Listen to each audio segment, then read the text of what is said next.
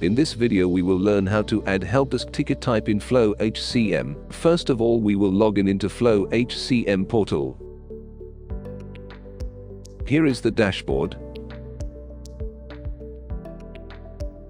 Click on the helpdesk module on top navigation bar. Click on helpdesk settings form. So here you can see ticket type form. Click on the add new type button. Enter the title of the ticket type.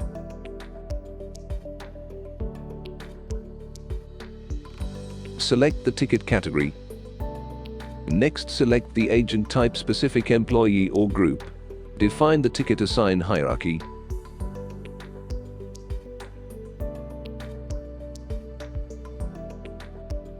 If required notification on every status change, select the employee from drop-down.